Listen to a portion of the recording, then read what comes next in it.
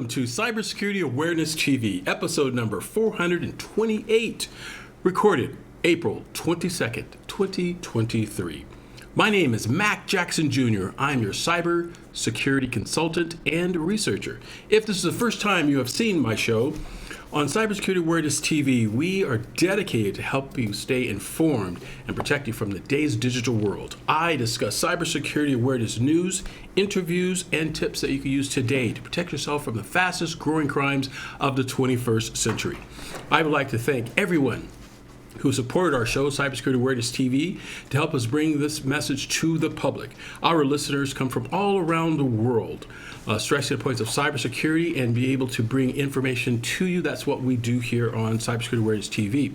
If you'd like to find out more about my show and what I do here at Cybersecurity Awareness TV, you can go to my website at mackjacksonjr.com. That's mackjacksonjr.com. You can also find me on Vanderson Cyber Group at vandersoncybergroup.com. And folks, within social media world, like we say always, remember to share, like, and subscribe to our social media. Also like to give thanks to all of our sponsors who sponsored us here on Cybersecurity Awareness TV. And if you'd like to be a sponsor, you can also do that by sending an email to sponsors@mackjacksonjr.com. In today's episode, in our cybersecurity news, we're talking about the evolving landscape of cybersecurity, especially around the airlines industry and the cyber attacks and the cyber threats that affect the airline industry over the last few months. There's been another increase of cyber attacks with a national airlines here that we will discuss. In our second segment, we will go over the FBI files, scams that have come in FBI files, and a recent report that happened in New York City that we'll discuss with everyone as well.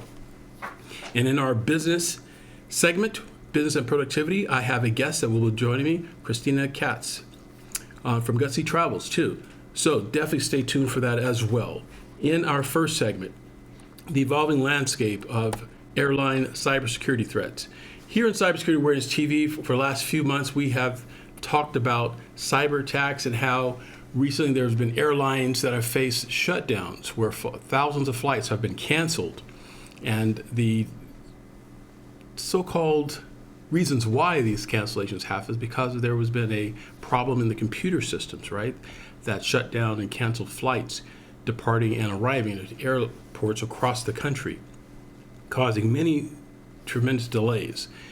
And it's when it first came out in the news, it was said that it was just a human error that caused these particular types of hacks, if you would, that happen. And there's been an investigation about them. Well, it turns out that these recent data breaches from such airlines like American Airlines and Southwest Airlines serve as a critical lesson for businesses as well to prioritize identity and access management. We call it an IAM, Identity Access Management System. What this does is establishes a disaster recovery plan. Now, all companies, we're suggesting as cybersecurity researchers that all companies have this type of disaster recovery plan in their mix for their companies in order to give them that extra layer of protection. So what this basically does is comes up with foreseeable situations like what if there was a data breach, how would they recover from these type of data breaches? The IAM systems play a critical role in controlling how companies will access their computer systems, their data, and allow unauthorized people to not have access to sensitive information. Organizations must adopt this sort of robust IAM strategies to prevent authorized use and involving in systems to help mitigate the risk of these data breaches. To enhance the security of organizations, such investments in comprehensive IS solutions that automate and manage and monitor user access can ensure that organizations have proper detection and prevention systems in place to mitigate against unauthorized access. To strengthen this story and give you more of a background on what's going on, I have a story I'd like you guys to see that comes to us from CBS News.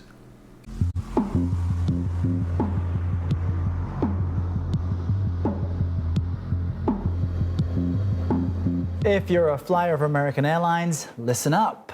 This major airline says a hacker accessed the personal information of some of its customers and employees. The airline claims only a small number of people were impacted by the breach, and they report that there's no indication that the compromised information is being misused. The company says it is putting additional safeguards in place to prevent future hacking attempts. The incident comes just days after Uber suffered its own data breach. Lindsay Gorman is a senior fellow for emerging technologies at the Alliance for Securing Democracy and joins us now to tell us just how bad this is. For those impacted by these incidents, you know, Lana and I were speaking about this. What should they be concerned about, and what the heck is a customer supposed to do reading and hearing this news? Well, these types of cyber incidents are really becoming de rigueur. They're part of our everyday occurrence in everyday life as consumers, as employees of these businesses. And I think in the case of the Uber and the American Airlines hacks, they are slightly different. The American Airlines hack did occur back in July, and it's only just being made public now. American Airlines did say that only a small number of employees and customers have had their personal data compromised, and that could have included sensitive information like their date of birth, driver's license, passport numbers, and even some medical information that they may have provided to the airline. But because this happened in July, unless you've already received notice specifically that you were one of the customers or employees impacted by the breach, I think it's pretty safe to assume that your data was not likely impacted in the American Airlines breach, just if you've happened to have flown on the airline recently. On the Uber hack, though, the situation is a little more hazy. This occurred just last week, and there's early reporting that suggests a significant proportion of Uber's backend and operations may have been compromised. Uber's come out saying that it hasn't found evidence of compromise of data yet, like on a trip history, but we can't rule out that possibility. The investigation is ongoing, and the cybersecurity community is viewing this as a fairly deep breach in terms of what could have been accessed. And for the consumer who might have been infected, if your personal data is compromised, the biggest risk you're really looking at is identity theft, that a criminal can use your personal information to gain access to your bank accounts and credit cards by pretending to be you. That's why in the American Airlines case, they've offered identity theft and protection services to the impacted customers. So that's really what you should be looking at if you suspect that your data has been compromised in one of these breaches. Lindsay, in the case of Uber, the company says one of its employees was tricked into giving up their credentials. It's really concerning, the idea that somebody might be able to track your personal information, not just the stuff that already exists on the deep web, but where you're going, where you're coming from. What can companies do to try and better protect their customers' data when human error in this case is a factor? You're right. It's completely frightening that we're completely at the mercy of these companies' security practices, and we don't have a lot of information on what's in place. I think in the case of the Uber breach, as you mentioned, it was a really interesting feat of social engineering, where actually some of the systems that were put in place specifically to bolster cybersecurity, namely two-factor authentication that we all go through when we get a text to our phone after we've entered a password to log in to a site, and we have to verify that, in fact, we are the account holder. That very system that's in place because of greater protection and is a best practice across industries, it was actually exploited in the case of this hack. The hacker kept pestering Uber employees until it found one that would accept a notification saying that this was the two-factor authentication and accept it even though it was a fraudulent one. They pretended to be Uber's own IT service. So I think the takeaway here is really that we have to keep staying ahead of the attacker. This is a cat and mouse game. As our defenses evolve, so too the attackers. And also in the case of Uber, I think it's about insulating the type of information that is accessible if one employee's account is compromised. I think that's a really important point, because it seems like the hackers are always going to try and be at least one step ahead. And I just wanted to add a quick note that, you know, American Airlines has roughly 130,000 staffers, so even if they say it was a relatively small number of employees impacted, could still be a lot of folks. They say they're implementing additional technical safeguards to prevent this from happening again. But as you say, Lindsay, it can take just one staffer, one employee at any company to be tricked by a phishing scam to kind of make us all vulnerable. So vulnerable. All right, Lindsay Gorman, thank you. Thank you. Folks, the airlines going through these data breaches highlights the importance of implementing a robust IM system that their organization should use for disaster recovery plans. Businesses must prioritize and continue to monitor these types of systems using such procedures and strategies like multi-factor authentication, vulnerability assessments, and employee training to help minimize the risk of accidental incidences that caused by the unauthorizations of sensitive information in the hands of people that shouldn't have it. Recently, the Wall Street Journal reported a number of incidents that have affected the iPhones. And in my next story, we talk about the iPhone incident. This is caused by a data breach that's called the recovery key. This unique 28 digital code was originally designed to protect users from becoming victims to online attacks. However, as we know, once the good guys create a way to protect our systems, the hackers always find a vulnerability within that process and procedure that they can hack into. And now the hackers have hacked into it, and they're using this as a way to manipulate the phone system in not allowing the victims to have their authentications sent back to them. In other words, this system that Apple has created was a way to protect the user of the phone with their own multi-factor authentication when they call into the iTunes or into Apple and say that this is my phone, here's my mother's maiden name, or I went to high school, and they give all this information to authenticate themselves. The hackers previously went in and changed that information. Now the person who owns the phone cannot get their phone back. I have a couple reports here to show you. Well, one of them here that basically goes over a victim that lost his phone, and in the process of losing it, the hackers found his phone and able to get Apple to change the passwords in it so the original owner cannot get back their phone. Here's some of the points that why this is important. When we have our phones, what do we basically use our phones for? Well, nowadays, for everything, all of our personal data, personal information, from our pictures of our family. We have these photos, hundreds of thousands of photos on our phone. Some of you do not know about how to upload those photos to another source, and you keep them all on your phone. Well, if you lose your phone and it's stolen, then what happens? Right? You may have it uploaded, let's say, to iCloud. Your photos are all uploaded to iCloud. If you don't have access and passwords to your phone, now you can have access to your iCloud. If the hackers get there first and change your information, then you're, as they say in the industry, SOL. Right.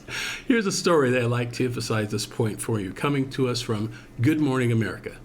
Okay, we are back now with a warning for iPhone users about how criminals are stealing phones and locking people out of their accounts forever. It is a story we first saw in the Wall Street Journal, and Whit Johnson has more on how to keep your information safe. So important. Good morning, Whit. It sure is, Rebecca. Good morning to you. So thieves are turning the tables on this one and using an iPhone security setting against their owners, denying them access, sometimes permanently. 46-year-old Greg Frosca says his iPhone was stolen in October 2022, and he's still blocked out of his account. He says he's tried just about everything, even offering Apple a DNA swab and $10,000 to a charity of the company's choice. No luck. The biggest trouble has been, getting back those photos and videos that I can't. My daughter, my family, birthdays, anniversaries. The Wall Street Journal reporting thieves are now exploiting an iPhone security setting called the recovery key, a unique 28-digit code meant to protect you from online hackers. But instead, they're using it against their victims. The thieves make the code, and the owners of the phone don't actually have the code, so they can't get back into their accounts.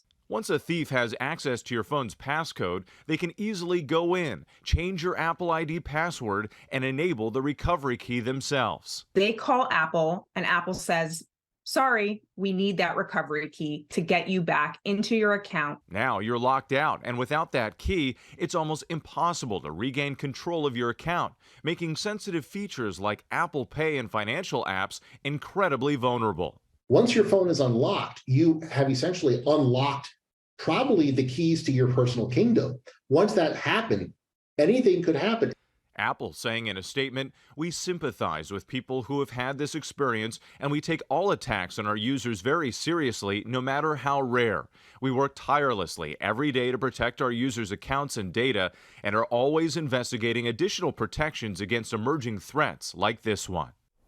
Experts say there are things that you can do to protect yourself, including setting a complicated passcode, making a separate screen time password through parental controls. Make sure to use a fingerprint reader or Face ID when you're using your device in a crowded space, and consider storing your photos and videos through another cloud service like Google Photos or Dropbox, so even if your phone gets stolen, you won't lose those precious memories, guys. That is great information, Whit, especially the idea of storing your photos elsewhere. Really smart. The important things, right? Yes, thank you. Thanks, Whit. Well, hey there, GMA fans. Robin Roberts here. Thanks for checking out our YouTube channel. Lots of great stuff here. So go on, click the subscribe button right over here to get more of awesome videos and content from GMA every day, anytime. We thank you for watching, and we'll see you in the morning on GMA. So, folks, it is critical for individuals to protect their phones and protect their recovery keys and treat them as confidential information. Users should also familiarize themselves with the Apple security best practices to ensure that their devices are updated with the latest software and latest versions. Being proactive and safeguarding their personal data and staying informed about emerging threats, such as with the iPhone. And of course, let's not forget Android too. They have their issues as well. So both entities should make sure they have an understanding how to protect their phones from these types of attacks. You can reduce the likelihood of your phone falling towards prey from a cyber criminal and exploiting your data. But again, folks, always make sure that you back up your information from your phone. When you take photos, pictures, any information on your phone, make sure you back it up to a third-party location. In our industry, we recommend you have at least 3 locations to back up your information from. So you may have your phone itself as one, you may have a second location like, for example, Dropbox, and then you should have a third location. And sometimes a third location can be a physical device outside of a cloud, because if any one of those locations failed or were breached, you have a way of recovering your data. When you see the video, as you notice, one of the victims stated that he tried for months contacting Apple to tell them that it's his phone, and they didn't believe him. They thought he was one of the hackers. Come on, folks, that's amazing. And then the next month, he gets a bill that he still owes his monthly subscription for his phone. It's crazy. So the moral of the story, folks, we must be vigilant, protect ourselves from these types of cyber attacks. Like we've always said on the show, criminals are always looking for ways to exploit information from victims. We must stay vigilant. As we say every week, hashtag stay cyber woke. This is Mack Jackson. We'll be back after these messages.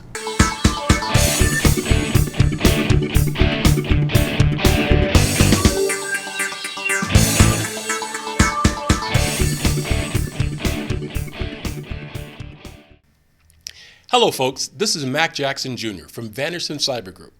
The problem with businesses today is that they are affected by cyber attacks from around the world, but companies are not sure of what to do. Normally, they are reactive instead of proactive. But folks, cyber attacks can affect your bottom line, and it will affect you financially, legally, and your business reputation.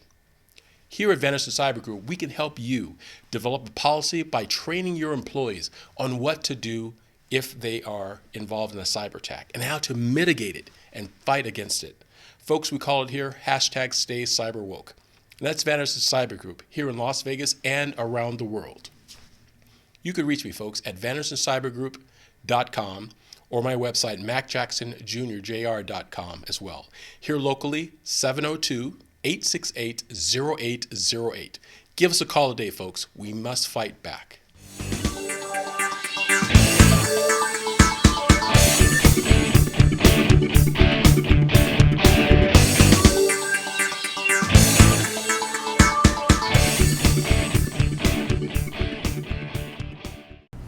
Hey folks, welcome back to Cybersecurity Awareness TV. I'm your host, Mack Jackson Jr. In this episode, we're talking about the FBI files.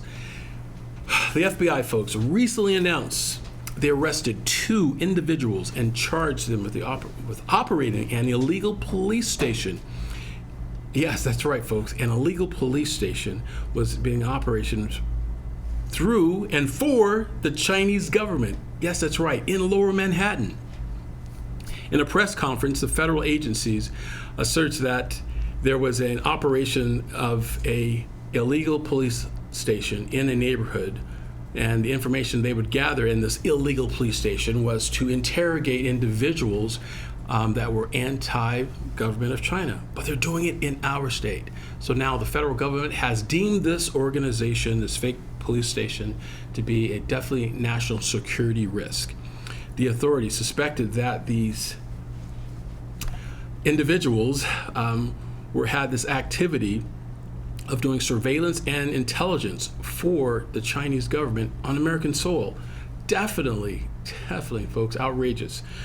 This information that everyone should know about, they were also using this information to get information from, they were also using this facility, that is, to get information from cell phones and hack into people in the area, in the neighborhood, and give this information to the Chinese government. Here's a story I'd like to report to you from ABC News. Here in New York City tonight, the FBI busting what they say was a secret police station here in New York run by the Chinese government, who they were monitoring and why. Here's our Chief Justice correspondent, Pierre Thomas now. Tonight, the FBI accusing the Chinese government of secretly operating a police station out of this unassuming building in the heart of New York City. The first ever case of its kind. This case is a further example of the audacious activities that the government of China has carried out right here on American soil. The FBI arresting these 2 men in New York City today, Lu Jiang Wang and Chen Jingping, accusing them of working under the direction of China's Ministry of Public Security. Their office near Chinatown claimed to be a non-profit organization providing assistance to local residents of Chinese descent, including to help them get driver's licenses. But the FBI says the station was a hub of Chinese counterintelligence operations in New York City, used to harass and intimidate dissidents who dared to defy China. The secret police station appears to have had a more sinister use. Officials say Lu allegedly tracked down and terrorized a pro-democracy activist living in California. In one stunning case, sources telling ABC News China is accused of having a secret operative inside the Zoom company and of hacking Zoom sessions. Task force officers flooded the video conference and drowned out the meeting with loud music and vulgar screams and threats directed at Chinese dissidents. David, it all happened in the building right behind me. The targets were mainly Chinese dissidents living here in the U.S. or anyone calling for more democracy in China, including American citizens. David? Pierre Thomas here in New York for us tonight. Thank you, Pierre. Hi, everyone. George Stephanopoulos here. Thanks for checking out the ABC News YouTube channel. If you'd like to get more videos, show highlights, and watch live event coverage, click on the right over here to subscribe to our channel. And don't forget to download the ABC News app for breaking news alerts. Thanks for watching. Folks, this story highlights the growing concern over foreign companies and foreign governments performing espionage on U.S. soil, particularly adversaries like China, North Korea, and Russia. The national security experts emphasize the importance of increasing vigilance and working together and collaborating with other law enforcement agencies and from around the world to try to detect, counterattack, and prevent these types of threats. We must stay vigilant, folks, from this type of attacks. Like we've always said, folks, the more we know, the harder it is for hackers and attackers to come and try to take our information. We must work together as Americans to protect ourselves from these foreign adversaries. Remember, folks, hashtag Stay Cyberwoke. We'll be back with my guest, Chrystina Katz from Gutsy Travels when we return. See you then. Hi, I'm Judy Mario. I invite you to watch my show, What's Your Story with Judy Mario on WWDBTV, where I interview celebrities, doctors, authors, professional speakers, and just plain folks like you and me. So watch my show and also watch some of the other great shows that we have here on WWDBTV, and you can also find us on Roku. Hi, folks. Welcome back to Cybersecurity Awareness TV. I'm your host, Mack Jackson Jr., and my guest today, Chrystina Katz from Gutsy Travel, will discuss with us travel, and we can talk security and business productivity as well. Chrystina also has a show as well on WWDBTV, like Mike, called Gutsy Travel. Welcome. Thank you, and it's such an honor to be here. Thank you so much. Yeah, glad you're here. Glad you're here. So right. tell us a little bit about your show first. Okay. So viewers a little bit about you, and so they can watch your show as well.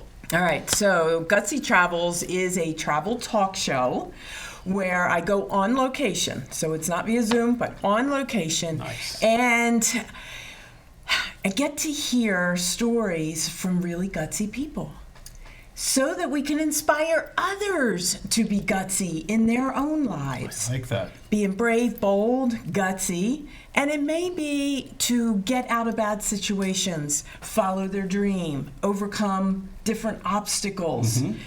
There's stories everywhere, and every person has them, and we want people who want to share it with the world. Absolutely. That's amazing. That's really good. So is your show on, it's on WWDBTV. You're also on YouTube as well, right? And YouTube channel, yep. And one more time, the website, how did they find it? The website is gutsytravels.com, Gutsytravels.com. and the YouTube is Gutsy Travels. Excellent, excellent. Great. So what do we have for today? We talk about travel and stuff and security. You had some questions for me about cyber stuff as well. Love to handle that for you also. Okay, well, in social media, I put the question out to everyone, telling them that I was going to be on your show. Okay. And some topics came back. Excellent. The one that kept coming back is about public Wi-Fi. Oh, yes, the old public Wi-Fi trick.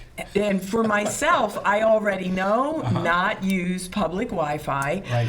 I use my hotspot on my cell phone. All right, we'll talk about that too. There's another option that's better than your phone, but yes. Okay, would love to hear it, especially for the international travel since I'm going to Africa this summer. Yes. So that's a whole other world. But until now, I've been traveling continentally. Yes. And I love to drive, so I can take some extra stuff. But that was a big topic, was, okay, how do you utilize the internet without getting on the public Wi-Fi? What I learned when I was in software for 15 years is never use public Wi-Fi, because anyone on that network can find your device and hack in. Is that accurate? That is possible. Yes, that is possible. Anyone on that network can find your device that's also looking to get access to the internet, and that they can attach to that. This is true.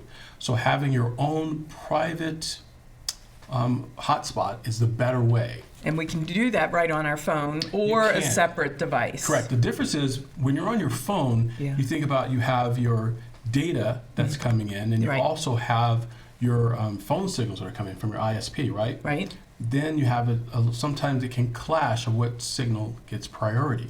So in other words, if you are online downloading a file and you get a phone call comes in, and the system sometimes thinks, okay, great, who's more important, the phone call or her downloading a file? It makes a decision for us? Yes. And it could slow it down, it could cause corruption.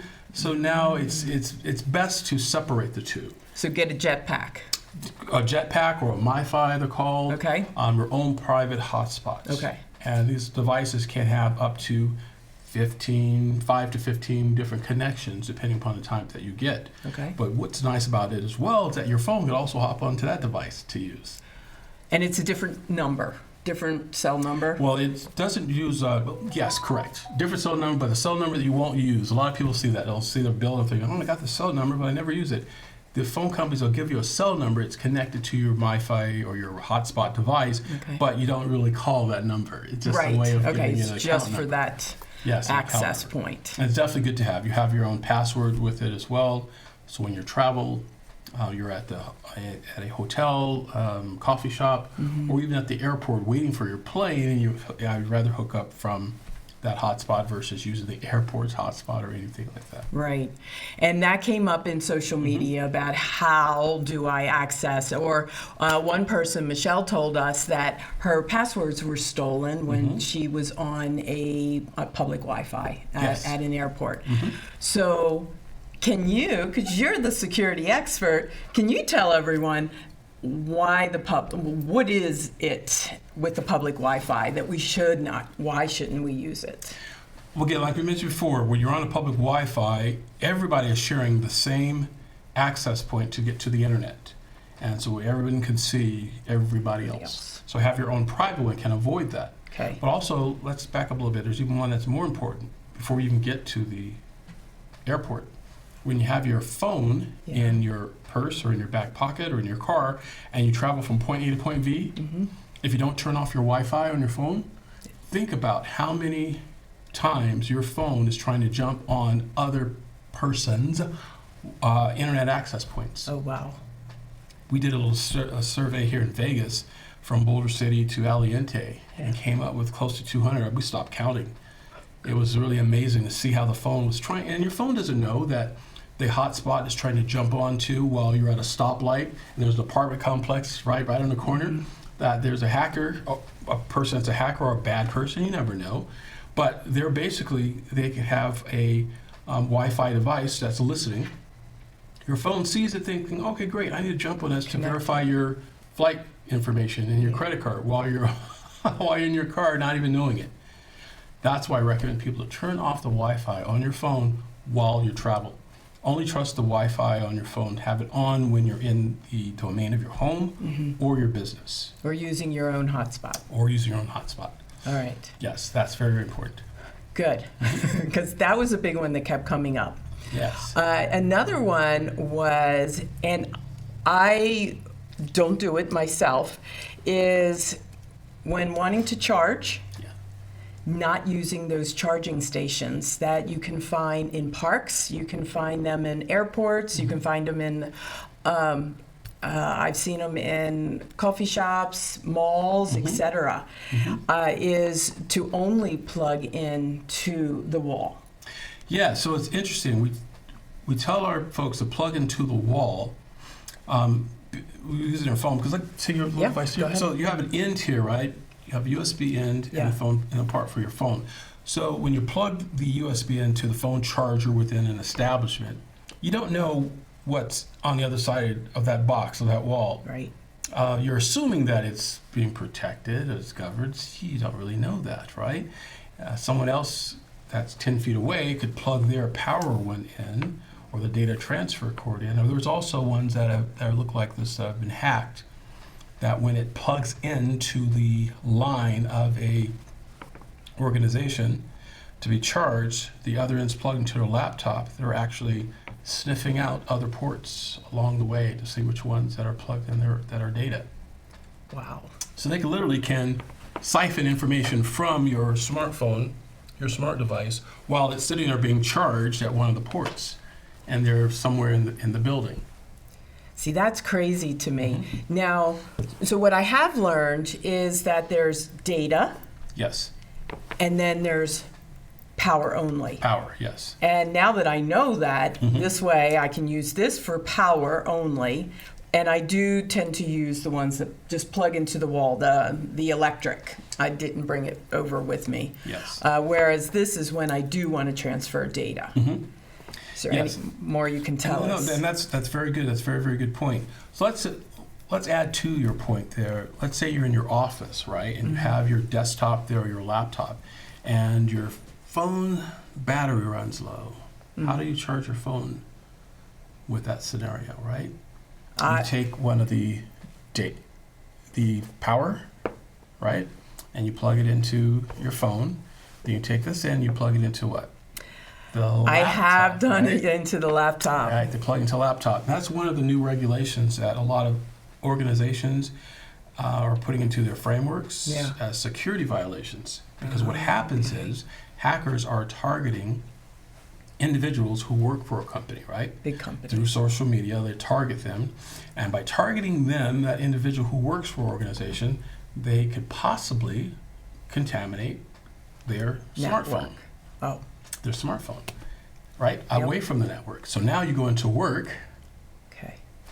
You plug your phone into your laptop, and the malware transfers from your phone to the company's network, bypassing their firewalls. Now, a lot of companies, to their to their support, they have put in procedures that can lock out the USBs from the laptops or desktops. But those are companies who have those particular policies in place.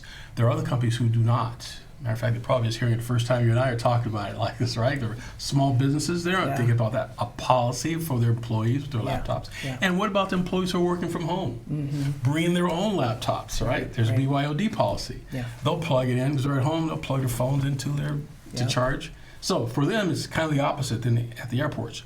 We'll tell them to plug it into the wall. So yes, when you're at work, plug it into your outlet of your company. You have a little power pack, right? You plug it into the adapter and plug your phone in and charge. Never plug into your laptop or desktop. All right. Well then, for me, what I do when we do our videos, for Gutsy Travels, it's a whole bunch of videos from the camera. Then I will use the data cord from here to a hard drive. And sometimes I will have the computer in between because it doesn't always recognize these directly from the camera to the hard drive, the external hard drive. Any advice there? Well, sure. There's a couple of things that you could do. Again, this is just opinions. You have to find which fits your particular weakness. Because I'll tell you this now, I'm sure there's a company out there 2 minutes later that will come up with another way to do it. There's always in our industry, right? How I would normally do it, if I'm taking pictures at a location or somewhere on my phone, video or photos, I have it set up with a product called Dropbox, I'm sure you know Dropbox, and it has a camera feature built in that will automatically upload to Dropbox. Yeah, for me, it goes into camera updates or camera uploads or something like, and it's automatic, so I have a backup. Right, it's automatic. So if it's automatically bringing it up to Dropbox at the time of doing it, when I then go home or back to the office, I might have a secondary device like what you're saying there, but I'll have it plugged into my computer, and I'll grab the folder or copy the folder from Dropbox and copy it down to my device because it's faster that way. Versus doing it from my phone. Or having that process. In other words, like you mentioned, you said you have a computer in the middle. In the middle. Right. So basically, what's hovering on top, let's pretend that's the cloud, the Dropbox cloud, and from your phone it goes to the Dropbox cloud, and then from the computer that you have, you can then take it over to your external drive. Okay, so that is one scenario. And notice that's 3 backups: phone, cloud, computer, and the external hard drive. 4, that's 4 backups. So that's when you have access to the internet. Now I'm going to be going to Africa this summer, and I've been warned, do not rely on internet access. So my backups to Dropbox may not work. So what do I do? Here's what I'm thinking I'm going to do. You tell me if there's another way, is from the camera, data cord, I try to do it directly to the hard drive, and it's not recognizing.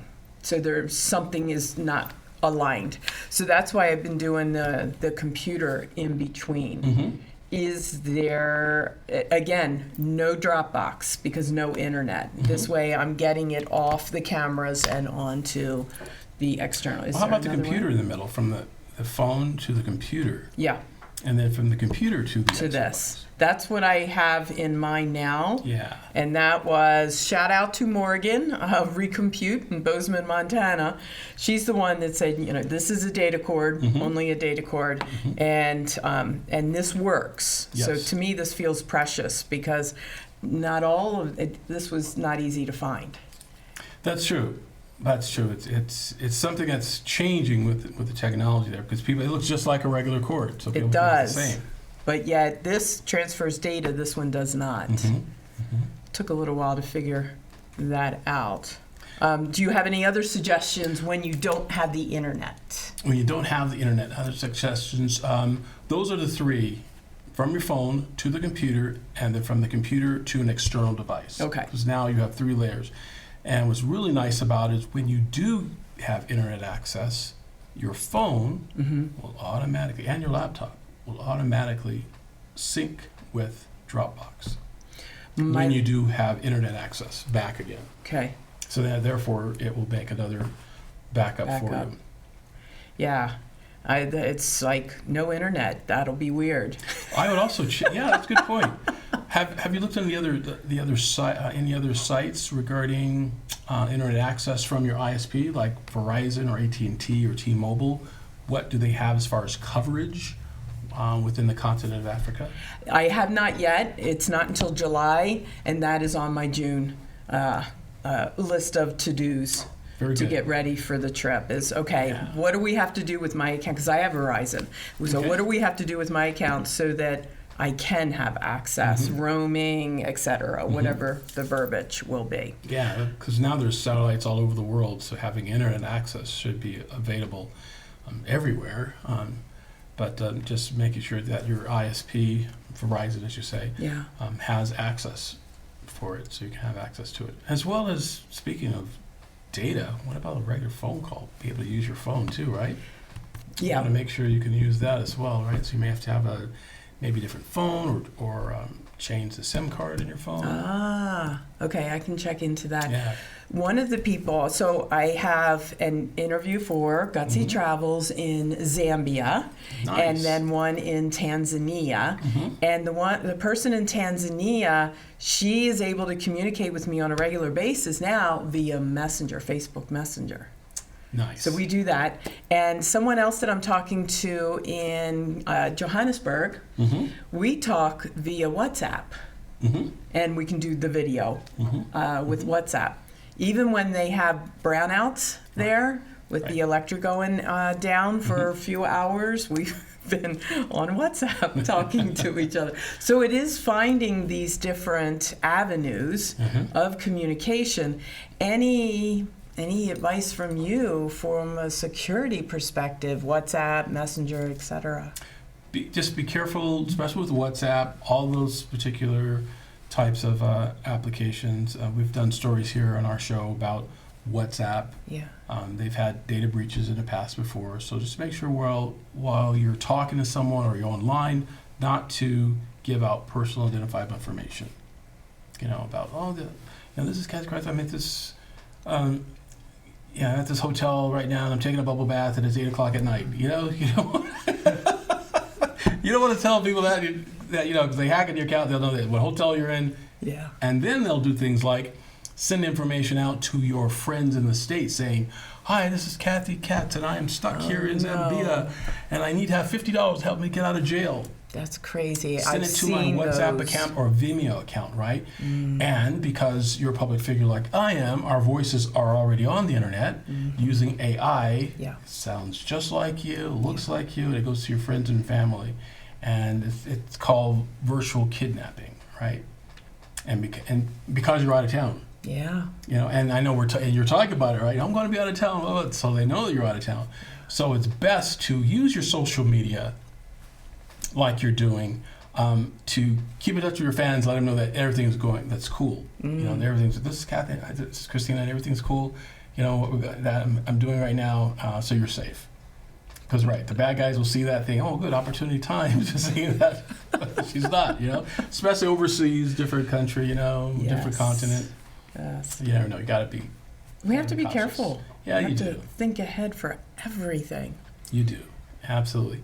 You mentioned about the plastic bag as well. That's an interesting technique as well. Tell me about that. Okay, so I'm preparing for Africa, and again, this was Morgan at Recompute Bozeman, Montana, and so we were figuring out how I'm going to be able to transfer from the camera the data from the videos and so forth from the camera to the hard drive.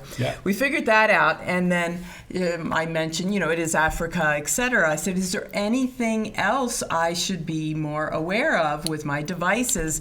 And she said, the biggest problem we have from international travelers, they bring their computer in, and it is because of dust. So she said, put my computer into a bag and keep it in a bag as I travel internationally. Interesting. It's a simple, and this is a really big Ziploc, guys, but my computer fits in there. But why not? I mean, it's a simple, inexpensive way of protecting the computer because it does make sense. And even where we are now, it's desert. We're in the desert. We're in the desert, and this can be a dust bowl sometimes. So maybe this is something we should be doing anyway. If we leave our car windows open a little bit, the dust gets in. Yes. House. So she suggested putting it in a plastic bag, and to me, that is an easy preventative action that I can take. Absolutely. I definitely would suggest that as well. The other thing you mentioned was VPN, virtual private networks. Yes. So I don't have one. Tell me some more, because when I was with the software companies for 15 years, we always worked on VPN. But I'm just this little guy now, gal, and so I haven't invested in that. So tell me more about why small business owners like us should do that. Absolutely. VPN, virtual private networks. What it basically does, it puts like if you would, a cloak of secrecy around your electronic device. So when you are on a hotspot in a coffee shop or the hotel room that you're staying in, hackers really can't see your machine. It's hard for them to detect. It's like it's invisible to your computer. That's one way. The other good thing about it is that if you're in a country that has blocked certain accessibilities to websites, having a VPN will give you a different IP address. So it's a different channel to see that environment. Well, just like when we were kids, we had little fake IDs. It gives your little device a fake ID. So when you go to your ISP and say, "Who are you?" "Oh, I'm really 21. Okay, you can come in." Well, basically, that's a good analogy. That's what you're doing with your device. You're faking about thinking that your device is somewhere that it's not. Oh, interesting. Yeah, so that's a good thing about it, right? VPNs do that. Well, hackers are also using the same technique to spoof accounts as well, right? When they hack into somewhere, and law enforcement will say, "Okay, we got the IP address, or where these hackers at. We're going to go and storm their house." And they storm the house, and it turns out it was a retired family sitting there. They're 80 years old with a internet access, and they're storming their house because the bad guys used their VPN, right? Their IP address. Okay. So yes, but back to you, having it for small businesses, absolutely. A VPN will give you the extra layer of protection. So let's say that you do not have a MiFi hotspot router, right? And you need to send a proposal right away. You see a local coffee shop, you pull in front of it, you get out, take your laptop, "I gotta send this proposal, it's worth thousands of dollars," right? Having a VPN on your laptop is great layer of protection. It can protect you. So you can use the public Wi-Fi, but you have a VPN, and it should be done with a minimum amount of data transmission of personal identifiable information, right? Like no credit card information, right? Not anything, just you want to send that document really quickly, boom, definitely do it for that. And if you have to use your phone, fine, you can tether, use your phone to do it as well, but to do it quickly and get that part done. So would the VPN be on the laptop? Would it be on the phone? Would it be on the iPad? All three? All the just above. one? I would have it on all the above. There's VPN software manufacturers out there that you could have a soft VPN, it's called software, and you have it on your phone. You can have it on your laptop, your desktop as well. Okay. I'd love to know if you have any recommendations of VPN There are several of them out there. One of the ones that I have used before is Norton 360. Okay. Norton 360 has a VPN to be used. And full disclosure, I'm a sponsor of Norton 360 on my show as well. But there are other ones too that are very, very good. If you're not sure about Norton 360 to use, I like it because it also scans, looks for antivirus software on my computer, as well as to find out if any information is on the dark web. It lets you know and reports it to you. There's also NordVPN as well. I'm not a sponsor of them, but they're also a good product to use as well. And so is that competitors to like WebRoot? Oh, it's another excellent one. Absolutely. WebRoot is very good as well. It's, nowadays in our industry, it's best to have something than not. Yeah. I was going to say it's better to have a gun to protect your house than not having a gun, but think of it that way. It's kind of like that. Extra protection.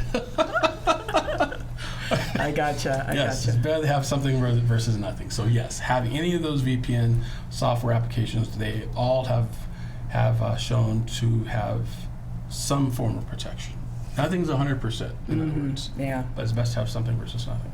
Okay, so that is a good way of being able to use public Wi-Fi because you're protected. And or if you have your own hotspot, it gives another layer. Right. Not use public Wi-Fi, use our own hotspot. Correct. And then add another bubble to it with the VPN. Correct. So let's add another bubble on top of that, right? Okay. Let's talk about antivirus software. Let's also have antivirus software on your phone. A lot of people do not. They'll have antivirus software on their laptops or their desktops. But you ask them, do you have it on your phone? Oh, wow, what's that? You should have the same thing on your phone. And how would people find that? You go into the iTunes store or your Android store and you type in antivirus software. You have a plethora of antivirus software companies to connect to. And how do you know which ones are legit versus ones that could be a front for a hacker? Now, that's a good question. A lot of this has been, your questionnaire, the focus has been pointing towards companies like iTunes and Android for proper vetting. They're now are going to be responsible before they allow these programmers to have their products online to be sold, that they've vetted properly to make sure they don't have any malware or they're not malicious. So the ones that you see are ones that have been vetted. That's a nice way of putting it. Ones have been vetted. Again, I use Norton as well for that. There's other ones, there's WebRoot, there's other ones that are out there that give you antivirus software. And put it this way, if you're local here in Las Vegas and you're part of Cox Communication, again, no sponsor, no affiliate with Cox Communication, but with Cox Communication, they also offer their antivirus software product called McAfee. Oh, I've heard of that. And it's free if you are a customer. You just download it to your phone or on your devices, and then you have that. It's something. I'm not saying it's 100%, but again, it's like having that nice gun. So many things that we have to think about. Yes, it is. Especially with travel. It is. You're right. A lot of things we have to think about. And what's happening now in our society, the onus is put upon us to be responsible for this stuff because we're used to transferring risk. Oh, we'll give our insurance company to handle it. We'll have our IT guys to handle it. But it points back to the individual. Have to be responsible for what we're doing and to be in control of what we're doing. Yeah, and do our own homework. Yes, your own homework. Because one little thing, you miss out on could cause an issue. So we have to educate ourselves, and that's what I was doing to learn about these different ways and different connections, and not plugging into things just because it's convenient, and learned that. The other thing I can recommend to you as well is write yourself a data recovery policy. Ask you this what-if question. What if Chrystina loses her phone? Who do you call? Who do you contact? Have a list, a plan written down. If there's an emergency, what happens? It's a really interesting process. And it happened to me a couple times. One, I lost my phone and I had no way of contacting my client, my appointment to see within like 40 minutes. Oh, no. With no phone, who do you call? Yeah. I literally had to drive to T-Mobile and go through the whole identification, identify yourself, and make sure who you are, blah, blah, blah, to get access to my data. Oh my gosh. To find out. And as I was in that panic, I turned that panic into a process of saying, you know what, I'm gonna let my customers and my clients know about this. This is really amazing. Yeah. You never think it'll happen to you, but once it does, you need to be able to have a backup. So same thing to you, since you're traveling in another continent, another country, it's good to have a backup plan. So what would Chrystina do if she lost her data? I think I will do that and share that with my assistant, my producer, absolutely, and my creative director. That way we all have this kind of backup plan. Yeah, that's a backup plan. What happens? Something that you guys could, a paper trail of what to do. This is what we're going to call, if something gets lost. Here are the most important people. Yes, here are the most important people. And a thing that's really old-fashioned now are phone numbers. It is Their old-fashioned. phone numbers. Who are you going to call? Do you have John's phone number? I mean, you need phone numbers of people, right? Yeah, just those most important people, so that we can at least reach out and say, okay, I lost my phone. Yes. And it has happened to me in the past where I had to communicate via email to everything. There you go. Yes. That is one way, but then you got to go get your other device. True. And can I throw in real quickly? Well, time is running out here, but also make sure you have more than one email. Yeah. More than one email. Because you have one email that you utilize. If something happens to it, you have to have a backup email. So if you have Gmail or Yahoo or even old-fashioned AOL or something, make sure you have more than one email account, especially traveling out of town. Okay. Way to keep in touch with you. Yeah. Sounds good? Yeah, thank you. Because when I travel, I have multiple devices with me and constantly aware of the potential of losing things as well as losing data. Absolutely, all the time. All the time. Thank you, Chrystina, for joining us. This has been really fun. Appreciate that. Thank This you. is great. Have her on her show also. Everyone, make sure you check out Chrystina Katz show as well here on WWDBTV as well. And folks, thank you for joining me this week with Cybersecurity Awareness TV. Hope you got a lot out of our show, folks. We will see you next week. Take care.